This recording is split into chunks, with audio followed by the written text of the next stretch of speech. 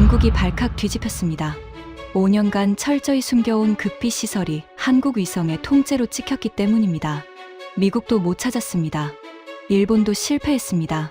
그런데 한국의 작은 위성 하나가 지하 40m까지 꿰뚫어 본 겁니다.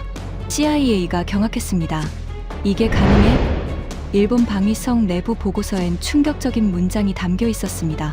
한국 위성 기술, 우리보다 최소 5년 앞서 있다. 아리랑 7호, 그 이름 석자의 세계 정보 판도가 뒤집혔습니다. 지금부터 그 충격적인 전말을 공개합니다.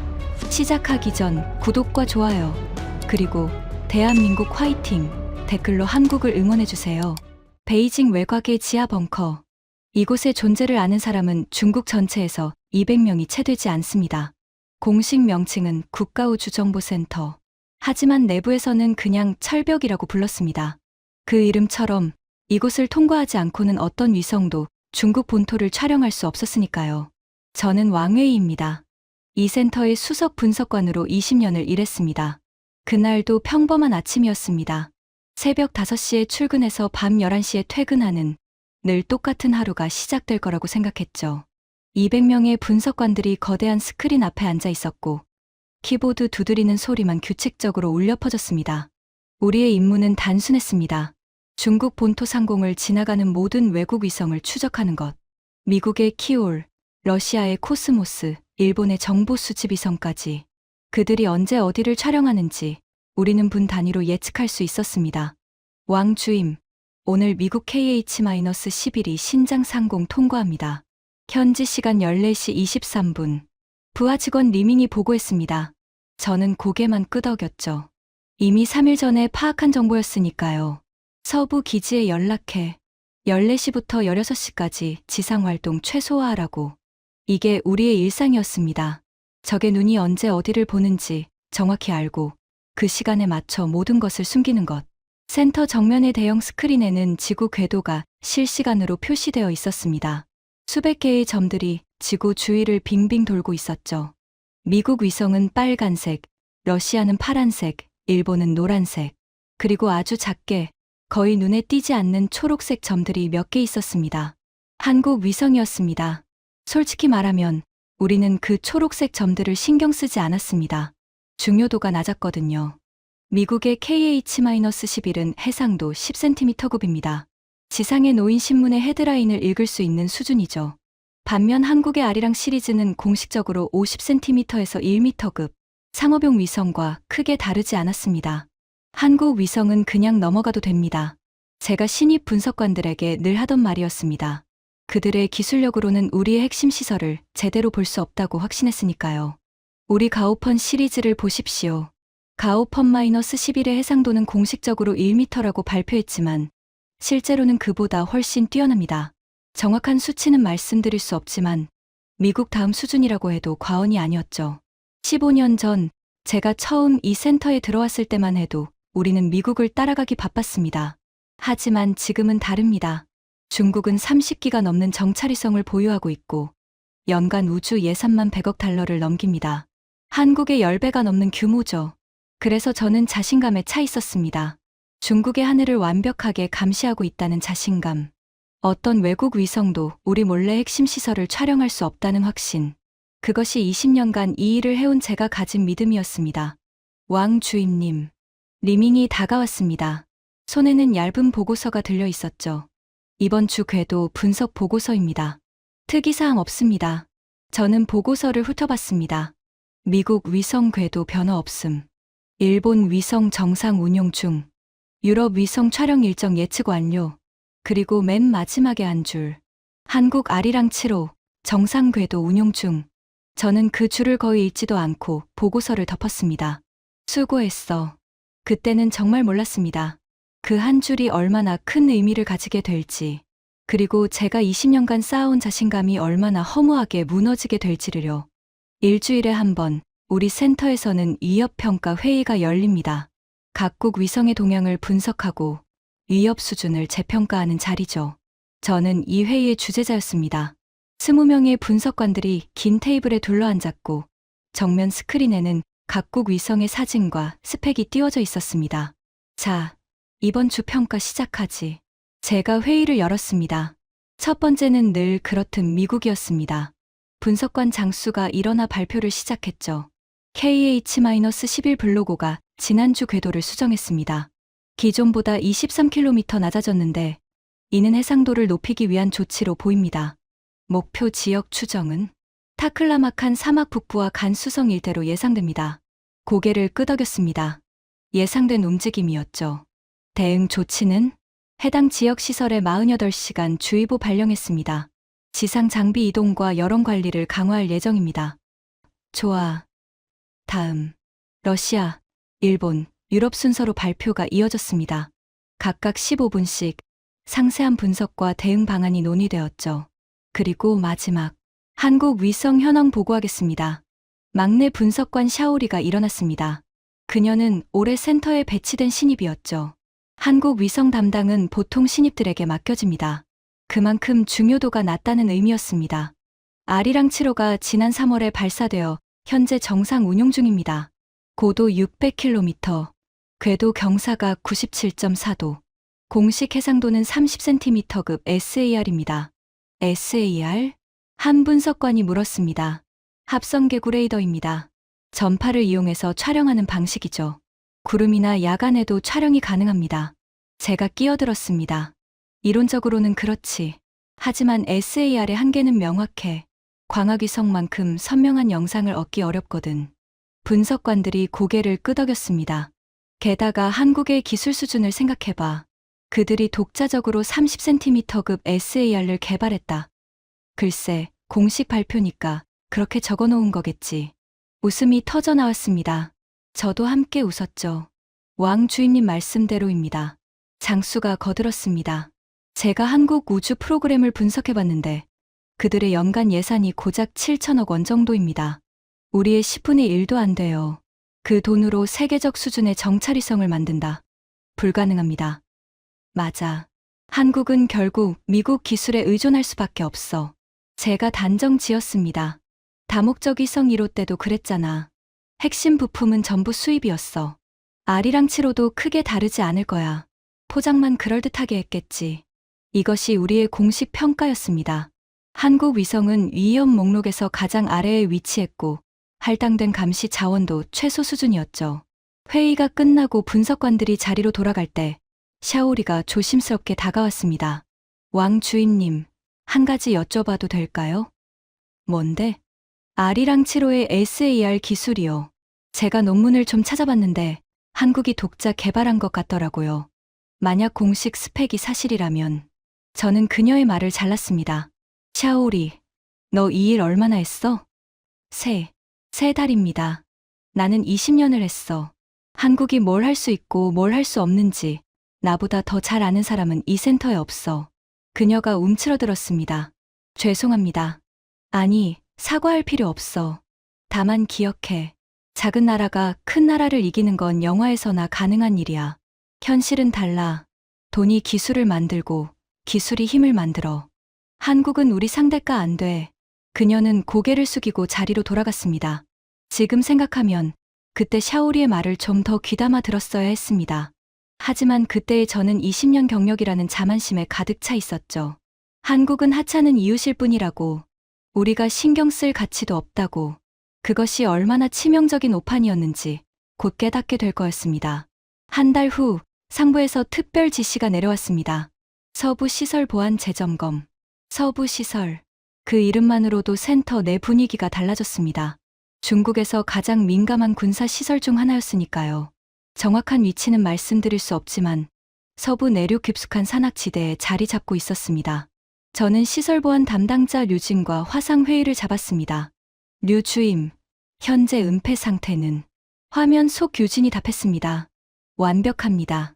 위장망 교체를 지난달 완료했고 열차폐 시스템도 정상 가동 중입니다. 위성 촬영 대응은? 미국 KH-11통과 시간에 맞춰 지상 활동을 전면 중단하고 있습니다. 일본 위성도 마찬가지고요. 저는 만족스럽게 고개를 끄덕였습니다. 서부 시설의 은폐 시스템은 제가 직접 설계에 참여한 것이었습니다. 10년 전 미국 위성의 일부 시설이 포착된 이후로 우리는 대대적인 업그레이드를 진행했죠. 먼저 광학위성 대응. 시설 전체를 위장망으로 덮었습니다. 위에서 보면 그냥 황량한 산지로 보이도록요. 위장망의 색상과 질감은 주변 지형과 완벽하게 일치했고 계절에 따라 색을 바꾸는 기능까지 있었습니다. 다음은 열감지 대응. 지하 시설에서는 필연적으로 열이 발생합니다. 이 열이 지표면으로 올라오면 적외선 위성에 포착되죠.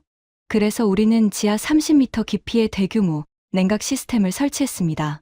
지표면 온도를 주변과 동일하게 유지하는 거죠. 레이더 대응은? 제가 물었습니다. 이것이 마지막 방어선이었죠. SAR 대응도 완료했습니다.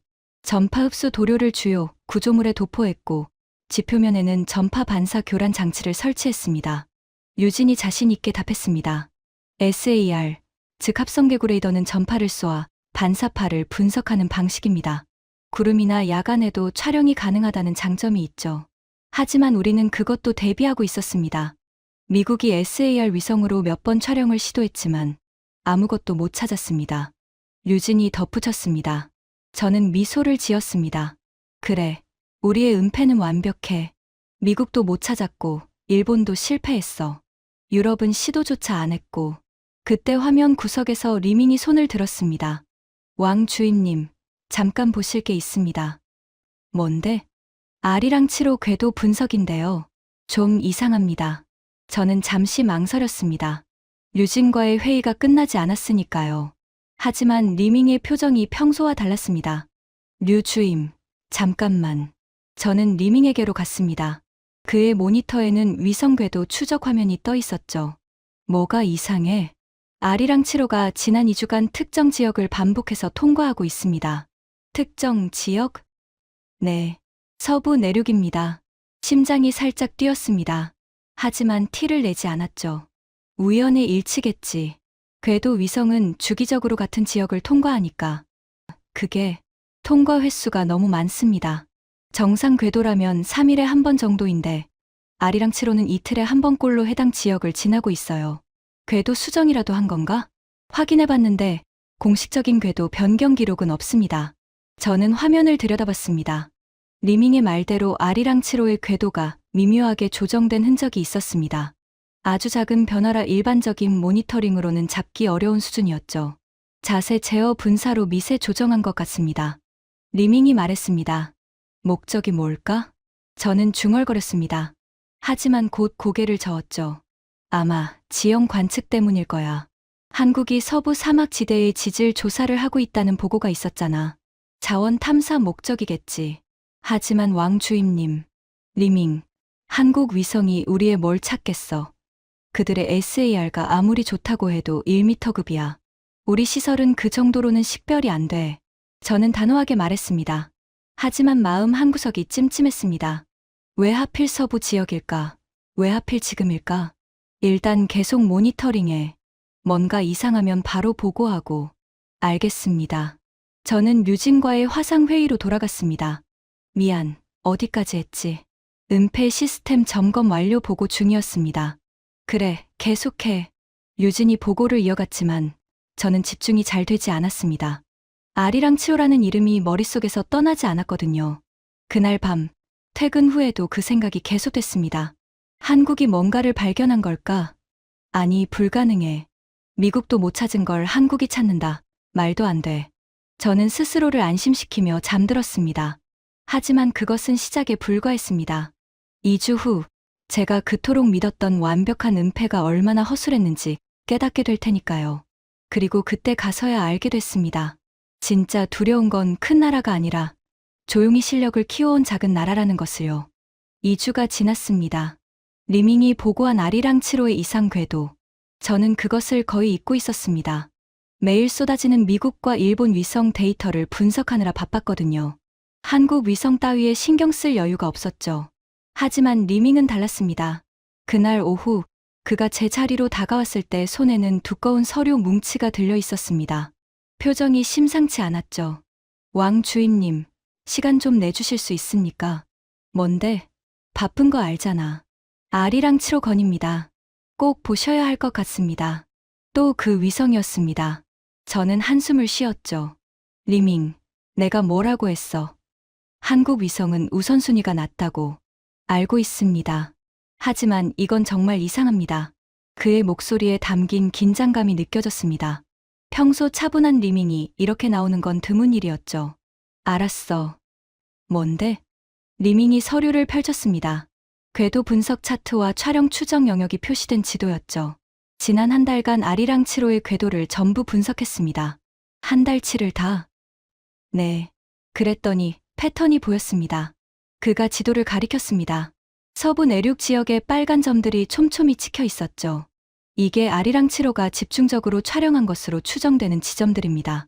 저는 눈을 가늘게 떴습니다. 빨간 점들이 특정 구역에 몰려 있었거든요. 우연의 일치 아닐까? 궤도 위성은 원래 같은 지역을 반복해서 지나가잖아. 그래서 비교 분석을 했습니다. 리밍이 다른 차트를 꺼냈습니다. 이건 같은 기간 미국 KH-11의 촬영 패턴입니다. 보시다시피 특정 지역 집중 없이 골고루 분포되어 있죠. 확실히 달랐습니다. 미국 위성은 중국 전역을 균등하게 촬영하고 있었지만 아리랑 7호는 마치 무언가를 찾는 듯 특정 구역만 반복해서 지나가고 있었습니다. 혹시 궤도 수정 기록은? 공식 기록은 없습니다. 하지만 자세 제어 분사 추정치를 계산해봤는데 최소 3번 이상 미세 조정이 있었습니다. 3번. 적은 숫자가 아니었습니다. 위성의 자세 제어 연료는 한정되어 있거든요. 불필요한 기동은 위성 수명을 단축시킵니다. 그런데도 3번이나 궤도를 조정했다. 목적이 뭘까? 저는 중얼거렸습니다. 모르겠습니다. 다만 리밍이 말을 멈췄습니다. 무언가 말하기 꺼려하는 표정이었죠. 다만 뭐? 집중 촬영 구역이요. 그곳과 겹치는 게 있습니다. 그가 조심스럽게 말했습니다. 저는 직감적으로 알았죠. 그가 무슨 말을 하려는지. 설마 서부 시설 반경 50km 이내입니다. 심장이 쿵 내려앉았습니다. 하지만 티를 내지 않았죠. 우연의 일치야. 그 지역이 넓잖아. 지형 조사나 자원 탐사 목적이겠지. 저도 그렇게 생각하고 싶습니다. 하지만 리밍이 마지막 서류를 꺼냈습니다. 아리랑 7호는 SAR 위성입니다. 지형 조사라면 광학 위성이 더 효율적이에요. SAR로 이렇게 집중 촬영하는 건. 그가 말을 잇지 못했습니다. 하지만 저는 그가 무슨 말을 하려는지 알았죠. SAR는 지하 구조물 탐지에 유리합니다. 전파가 지표면을 투과할 수 있으니까요. 만약 한국이 정말로 무언가를 찾고 있다면 SAR를 쓰는 이유가 설명됩니다.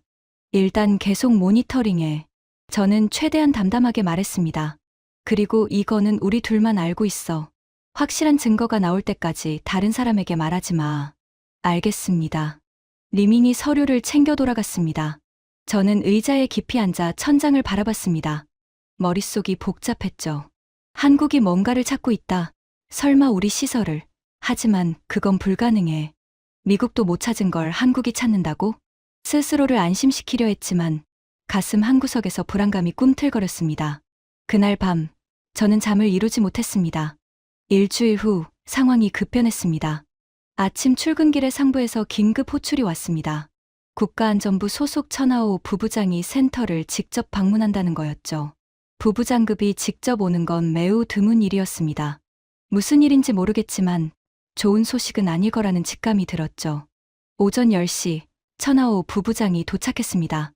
50대 후반의 날카로운 인상. 그가 회의실에 들어서자 공기가 무거워졌습니다. 왕회의 주임. 네, 부부장님. 단둘이 얘기하지. 다른 직원들이 물러나고 회의실 문이 닫혔습니다. 앉아. 그의 말투는 짧고 건조했습니다. 저는 맞은편에 앉았죠. 최근 한국 동향에 대해 보고받았어. 한국이요? 아리랑 7호. 그 위성 말이야. 가슴이 철렁했습니다. 리밍과 저만 알고 있던 건인데 어떻게 상부에서 알게 된 걸까? 보고한 적이 없는데요. 우리가 알아서 수집한 정보야. 천 부부장이 서류 봉투를 꺼냈습니다. 워싱턴에서 온 첩보야. 3일 전에 입수했어. 저는 서류를 받아들었습니다. 손이 미세하게 떨렸죠. 내용을 읽는 순간 등줄기에 식은땀이 흘렀습니다. 한국 국가정보원이 미국 CIA와 비공식 접촉, 주재 중국 서부 지역 관련 정보 공유 가능성 타진. 이게 사실입니까? 우리 워싱턴 자산이 확인한 거야. 신뢰도 높아. 한국이 미국에 접촉했다. 중국 서부에 관한 정보를 들고 머릿속이 하얘졌습니다. 구체적으로 어떤 정보인지는 파악됐습니까? 아직. 하지만 CIA가 관심을 보였다는 건 확인됐어. 천 부부장이 저를 똑바로 쳐다봤습니다. 왕 주임, 자네가 아리랑 7호를 모니터링하고 있다는 건 알아. 뭔가 발견한 거 있나? 숨길 수 없었습니다. 저는 리밍의 분석 결과를 간략히 보고했죠. 특정 지역 집중 촬영. 그리고 그 지역이 서부 시설 인근이라고? 네. 하지만 아직 확실한 건 아닙니다. 천 부부장의 눈이 가늘어졌습니다. 확실하든 아니든 상황이 심상치 않아. 한국이 뭔가를 찾고 있고 그걸 미국에 팔려고 한다는 거잖아. 하지만 부부장님, 한국의 위성 기술로는 우리 시설을 제대로 볼 수 없습니다.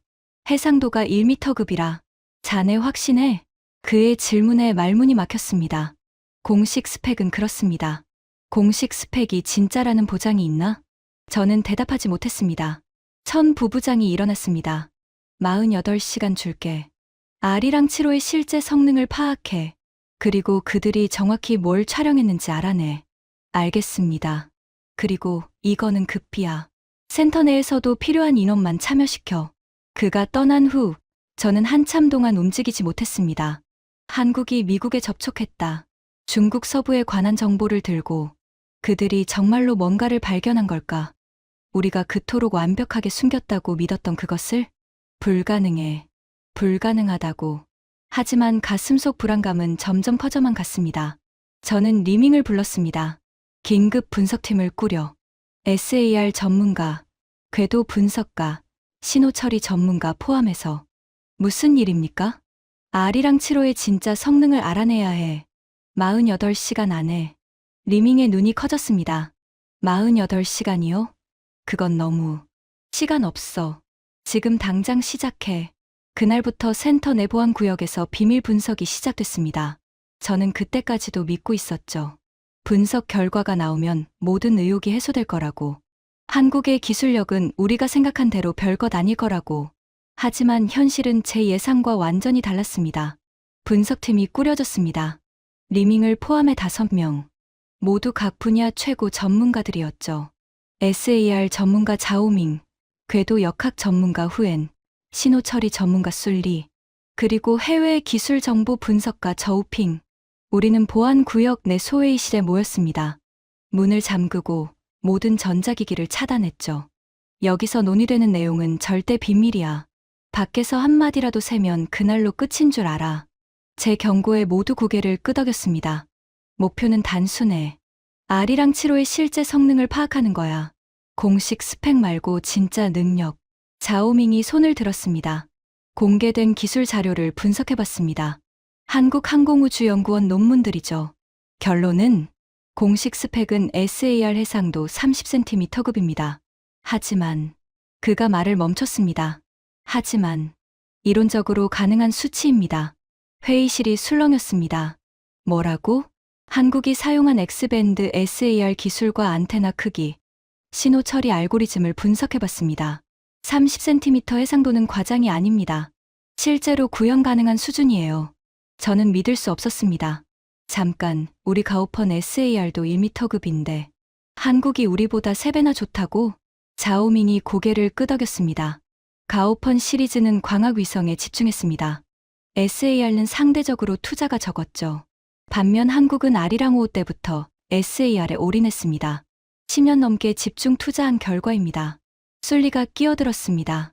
신호 처리 알고리즘도 분석해봤는데요. 한국이 독자 개발한 것 같습니다.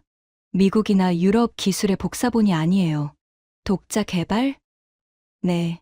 오히려 몇몇 부분에서는 미국보다 앞서 있을 수도 있습니다. 충격이었습니다. 우리가 그토록 무시했던 한국이 SAR 기술에서 앞서 있다니. 그럼 지하 투과 능력은 SAR가 지하 구조물을 탐지할 수 있나?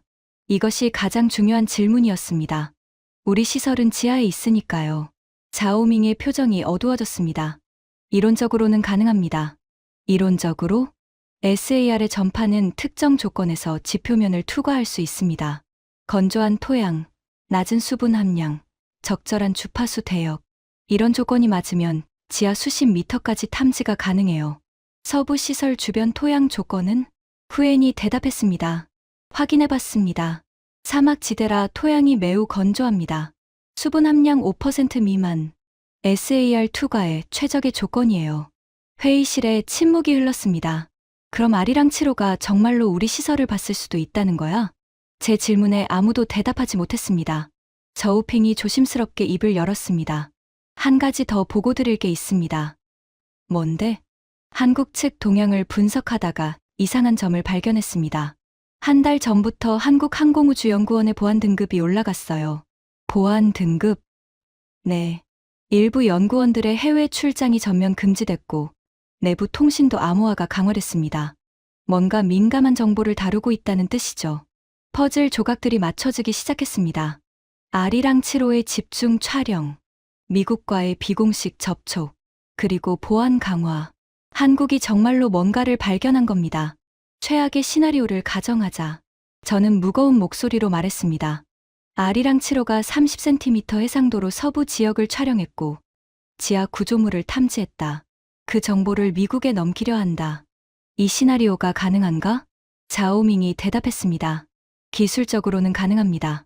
그 순간 제 20년 경력이 만들어준 자신감이 완전히 무너졌습니다.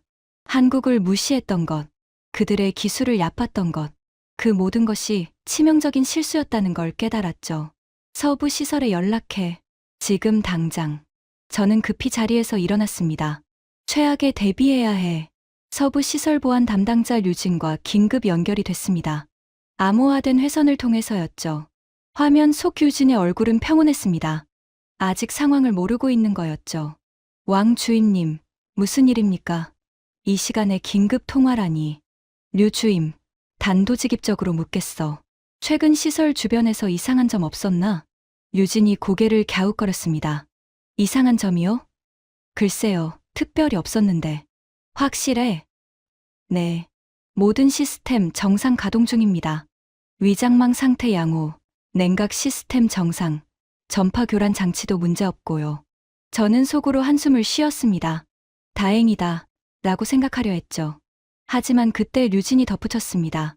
아, 한 가지 있긴 합니다. 뭔데? 3주 전에 본부에서 특별 점검 지시가 내려왔잖아요. 그래서 지하갱도 전체를 점검했는데 환기구 쪽에서 미세한 열 누출이 발견됐습니다. 심장이 멎는 것 같았습니다. 열 누출? 아주 미미한 수준이에요. 지표면 기준으로 0.3도 정도 차이. 일반 위성으로는 절대 탐지 못할 수준입니다. SAR는? SAR요? 유진이 어리둥절한 표정을 지었습니다. SAR가 열을 탐지합니까? 아니, SAR가 직접 열을 보는 건 아니야. 하지만 저는 말을 멈췄습니다. 머릿속이 빠르게 돌아갔죠. SAR는 열이 아니라 구조물을 탐지합니다. 지하의 밀도 차이를 감지해서 인공 구조물을 식별하죠. 열 누출은 직접적인 관련이 없습니다. 하지만 열 누출이 있다는 건 시설이 활성화되어 있다는 뜻입니다. 그리고 활성화된 시설은 더 많은 전자기 신호를 방출하죠. 류 주임, 시설에서 통신 송출한 적 있나? 최근 한 달 동안. 통신이요? 정기 보고 말고는 없습니다만. 정기 보고 주기는? 일주일에 한 번, 암호화된 버스트 통신으로 30초간 송출합니다. 30초. 짧은 시간이지만 위성이 딱 그 타이밍에 상공에 있었다면 아리랑 7호가 그 통신 시간의 상공을 지난 적 있나? 저는 옆에 있던 리밍에게 물었습니다. 그가 급히 노트북을 열었죠. 확인해 보겠습니다. 잠시 후 리밍의 얼굴이 창백해졌습니다. 있습니다. 2주 전 정기 보고 시간에 아리랑 7호가 해당 지역 상공을 통과했습니다. 오차 범위 3분 이내. 심장이 쿵쾅거렸습니다. 우연의 일치야. 류진이 말했지만 그의 목소리도 떨리고 있었습니다. 우연이 아닐 수도 있어. 저는 중얼거렸습니다.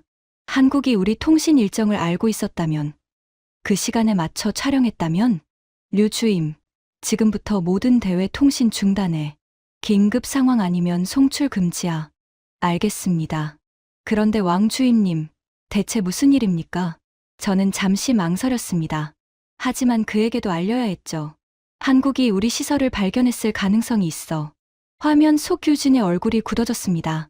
그게 무슨 말씀입니까? 불가능합니다. 미국도 못 찾았는데. 나도 그렇게 생각했어. 하지만 상황이 바뀌었어. 저는 지난 며칠간 파악한 내용을 간략히 설명했습니다. 아리랑 7호의 집중 촬영, 예상 외의 SAR 성능, 미국과의 접촉. 설명이 끝나자 유진은 한참 동안 말이 없었습니다. 이게 정말 사실이라면 그가 힘겹게 입을 열었습니다. 우리가 5년간 공들인 은폐가 전부 무너진 겁니다. 아직 확실한 건 아니야. 하지만 최악에 대비해야 해. 어떻게요? 시설 내 모든 장비 위치를 재배치해. 촬영 증거가 있더라도 현재 상태와 다르게 만들어야 해. 그리고 환기구, 열 누출 당장 막아. 알겠습니다. 통화를 끊고 의자에 털썩 주저앉았습니다. 손이 떨렸습니다. 20년간 이 일을 하면서 이렇게 불안한 적은 처음이었죠. 한국이라는 작은 나라가 우리의 가장 민감한 비밀을 찾아냈을 수도 있다. 그리고 그것을 미국에 넘기려 한다. 이것이 사실이라면 결과는 상상할 수 없을 만큼 끔찍했습니다. 왕 주임님. 리밍이 조심스럽게 다가왔습니다. 한 가지 더 확인해 봤는데요. 뭔데? 아리랑 7호의 데이터 전송 기록입니다. 촬영 후 데이터를 한국으로 전송하는 시간과 양을 분석해 봤어요. 결과는 리밍이 화면을 보여줬습니다. 서부 지역 통과 후의 데이터 전송량이 다른 지역보다 3배 많습니다. 그 말의 마지막 희망마저 사라졌습니다. 한국은 서부 지역에서 뭔가를 찾았고 그것을 열심히 분석하고 있는 겁니다. 우리는 뚫린 거였습니다. 다음 날 오전 긴급 보고가 소집됐습니다. 천하오 부부장이 다시 센터를 찾았고 이번에는 더 높은 사람들도 함께였습니다. 인민의 반군 전략지원부대 소속 장성 1명과 외교부 관계자까지. 회의실 분위기는 장례식장 같았죠. 보고에 천 부부장이 짧게 말했습니다. 저는 준비한 자료를 화면에 띄웠습니다. 아리랑 7호 분석 결과입니다. 모두의 시선이 화면에 고정됐습니다. 첫째, 아리랑 7호의 공식 스펙은 사실입니다. SAR 해상도 30cm급. 이것은 현재 운용 중인 SAR 위성 중 세계 최고 수준입니다. 장성의 눈썹이 꿈틀거렸습니다. 우리 가오펀보다 좋다는 건가? SAR에 한해서는 그렇습니다. 가오펀 시리즈는 광학 위성에 집중했고 SAR 기술은 상대적으로 투자가 적었습니다. 알려진 것과 다르잖아. 한국이 그 정도 기술을 가졌다는 보고를 받은 적 없어. 장성의 목소리에 분노가 섞여 있었습니다. 하지만 그 분노는 저를 향한 게 아니었죠. 정보 실패에 대한 분노였습니다. 저희도 과소평가했습니다. 저는 솔직하게 인정했습니다. 한국을 미국의 기술 종속국으로만 봤습니다. 하지만 그들은 20년 가까이 독자적으로 SAR 기술을 개발해왔고 이제 결실을 맺은 겁니다. 천 부부장이 물었습니다. 서부 시설 노출 가능성은? 이것이 가장 어려운 질문이었습니다. 높습니다. 회의실에 침묵이 흘렀습니다. 아리랑 7호는 지난 한 달간 서부 시설 인근을 집중적으로 촬영했습니다. 데이터 전송량 분석 결과 해당 지역에서 대량의 영상 데이터를 수집한 것으로 보입니다. 구체적으로 뭘 봤다는 건가? 장성이 다그쳤습니다. 정확히는 알 수 없습니다. 하지만 SAR의 지하 투과 능력을 고려하면 시설, 외곽 구조물과 지하 갱도 일부가 탐지됐을 가능성이 있습니다. 가능성이 아니라 확실한 답을 원해. 장성의 목소리가 높아졌습니다. 저는 심호흡을 했죠. 확실한 건 이겁니다. 한국이 미국에 비공식 접촉했고 CIA가 관심을 보였습니다. 만약 한국이 아무것도 발견하지 못했다면 CIA가 반응할 이유가 없습니다. 그 말에 모두가 침묵했습니다. 외교부 관계자가 조심스럽게 입을 열었습니다. 외교 채널을 통해 한국에 압박하는 방안은요? 역효과가 날 수 있습니다. 천 부부장이 고개를 저었습니다. 우리가 뭔가를 숨기고 있다는 걸 인정하는 꼴이 되니까. 그럼 어떻게 해야 합니까? 아무도 대답하지 못했습니다. 그때 장성이 입을 열었습니다. 최악의 시나리오를 가정하자. 한국이 시설을 완전히 촬영했고 그 데이터를 미국에 넘겼다. 그러면 저는 대답했습니다. 미국이 독자 검증에 나설 겁니다. 자체 위성으로 같은 지역을 정밀 촬영하겠죠. 우리 은폐 시스템이 미국도 막을 수 있나? 광학 위성은 막을 수 있습니다. 하지만 저는 말을 멈췄습니다. 하지만 미국이 SAR 위성을 투입하면 막기 어렵습니다. 그리고 한국이 정확한 좌표를 알려줬다면 미국은 어디를 봐야 하는지 알게 됩니다. 회의실이 얼어붙었습니다. 장성이 탁자를 쳤습니다. 그러니까 지금 상황이 한국이라는 조그만 나라가 우리의 가장 중요한 비밀을 알아냈고 그걸 미국에 팔아넘기고 있다는 거야? 가능성이 높습니다. 어떻게 이런 일이 가능한 거지? 미국도 일본도 못 찾은 걸. 장성의 분노가 폭발했습니다. 하지만 저는 담담하게 대답했죠. 그들을 과소평가했기 때문입니다. 우리는 한국을 작은 나라, 기술 종속국으로만 봤습니다. 그래서 그들이 조용히 기술을 축적하는 걸 놓쳤습니다. 아리랑치로는 하루아침에 만들어진 게 아닙니다. 20년간의 투자와 연구의 결과물입니다. 장성이 할 말을 잃었습니다. 천 부부장이 무거운 목소리로 말했습니다. 이제 어떻게 해야 하나? 저는 잠시 생각했습니다. 그리고 대답했죠. 두 가지입니다. 첫째, 시설 내부를 재배치해서 현재 촬영된 데이터와 일치하지 않게 만듭니다. 증거 가치를 떨어뜨리는 겁니다. 둘째는 정보전입니다. 한국이 데이터를 공개하기 전에 우리가 먼저 스토리를 만들어야 합니다. 민간 시설이라든가 오래된 폐광이라든가. 하지만 저도 알고 있었습니다. 이건 미봉책에 불과하다는 걸. 한국은 이미 진실을 알고 있습니다. 그리고 그 진실은 우리가 숨기고 싶었던 모든 것을 담고 있죠. 회의가 끝난 후 저는 혼자 센터 옥상에 올라갔습니다. 밤하늘에는 수많은 별들이 빛나고 있었습니다. 그 중 어딘가에 아리랑치로도 있겠죠. 조용히, 하지만 확실하게 우리의 비밀을 수집하면서. 어떻게 이렇게 됐을까? 저는 중얼거렸습니다. 20년간 쌓아온 철벽. 미국도 뚫지 못한 완벽한 방어선. 그것이 한국이라는 작은 나라의 위성 하나에 무너졌습니다. 가장 뼈아픈 건 이 모든 게 우리의 오만함 때문이라는 거였습니다. 한국을 무시했습니다. 그들의 노력을 얕봤습니다. 작은 나라는 큰 나라를 이길 수 없다고 단정 지었죠. 하지만 현실은 달랐습니다. 기술은 국가의 크기를 묻지 않습니다. 집중과 투자, 그리고 끈기가 있다면 작은 나라도 큰 나라를 앞설 수 있습니다. 한국이 바로 그것을 증명한 겁니다. 그날 밤, 저는 처음으로 한국이라는 나라를 다시 보게 됐습니다. 더 이상 하찮은 이웃이 아니었습니다. 두려운 상대였죠. 일주일 후, 우리의 우려는 현실이 됐습니다. 미국이 움직이기 시작한 겁니다. 첫 번째 신호는 미국 정찰위성의 궤도 변경이었습니다. KH-11 두 대가 동시에 서부 지역 상공으로 이동했죠. 평소와 완전히 다른 패턴이었습니다. 왕 주임님, 미국 위성 동향 이상합니다. 리밍이 급히 보고했습니다. KH-11 두 대가 우리 서부를 집중 촬영하고 있습니다. 지난 48시간 동안 12회 통과. 예상했던 일이었습니다. 한국이 좌표를 넘긴 거죠. 하지만 진짜 충격은 그 다음이었습니다. 워싱턴 주재 자산에게서 긴급 보고가 왔습니다. CIA 내부 동향이었죠. CIA 아시아 담당 부국장 마이클 브래들리가 한국 정보를 검토 후 긴급 브리핑 소집. 참석자 국가안보보좌관, 국방부 차관, 합참 정보국장, 국가안보보좌관까지 참석했다는 건 백악관이 직접 관여하기 시작했다는 뜻입니다. 천하오 부부장이 저를 불렀습니다. 미국 반응 어떤가? 최악입니다. 백악관까지 보고가 올라간 것 같습니다. 천 부부장의 얼굴이 굳어졌습니다. 더 나쁜 소식이 있어. 더요? 일본도 움직이기 시작했어. 저는 가슴이 철렁했습니다. 일본까지? 도쿄 자산 보고야. 일본 방위성에서 한국 데이터를 검토하고 있대. 일본이 한국 정보에 접근했다는 건 한국이 정보를 공유하기 시작했다는 뜻입니다. 더 이상 비밀이 아닌 거죠. 며칠 후, 일본 쪽에서 충격적인 정보가 흘러나왔습니다. 일본 방위성 분석관 나카무라 료타가 작성한 내부 보고서가 유출된 겁니다. 우리 정보기관이 입수한 그 보고서의 내용은 충격적이었죠. 한국 아리랑치로 SAR 성능 분석 결과 해상도 30cm급 세계 최고 수준, 지하 투과 건조 토양 기준 최대 40m. 결론 일본 정찰위성 대비 최소 5년 이상 기술 격차. 5년 이상 기술 격차. 일본이 한국에게 기술적으로 뒤처졌다고 인정한 겁니다. 이건 전례 없는 일이었죠. 일본이 한국 기술을 인정했어?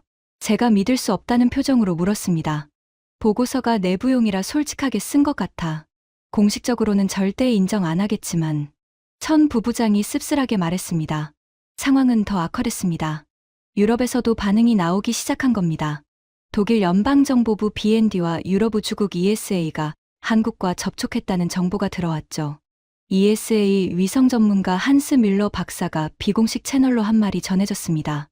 한국의 SAR 기술은 세계 정상급이다. 우리 센티넬 위성보다 해상도가 2배 이상 좋다. 그리고 나토까지 움직이기 시작했습니다. 프랑스 나토 정보 담당관 피에르 듀퐁이 한국 측과 접촉했다는 보고가 들어왔죠. 나토가 한국 정보에 관심을 보인다는 건 이 문제가 더 이상 한미 간 이슈가 아니라 전 세계적 이슈가 됐다는 뜻입니다. 센터 회의실에서 긴급 대책 회의가 열렸습니다. 현재 상황을 정리하겠습니다. 저는 무거운 목소리로 시작했습니다. 미국은 이미 자체 검증을 완료한 것으로 보입니다. 일본과 유럽도 한국 데이터에 접근했고 나토까지 관심을 보이고 있습니다. 외교적 대응은? 누군가가 물었습니다. 시도했습니다. 하지만 역효과만 났습니다. 천 부부장이 대답했습니다. 우리가 항의하면 할수록 뭔가 숨기고 있다는 인상만 줍니다. 한국은 아무 말도 안 하고 있는데 우리만 발끈하고 있으니까요. 최악의 상황이었습니다.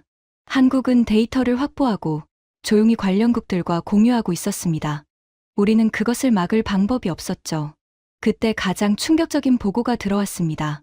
왕 주임님, 미국 측 동향 새로운 정보입니다. 리밍이 급히 뛰어왔습니다. CIA 부국장 마이클 브래들리가 기자 브리핑에서 언급했습니다. 뭐라고 했는데? 한국의 우주 기술이 미국의 정보 역량에 중요한 기여를 할 수 있다고요. 그리고 리밍이 말을 멈췄습니다.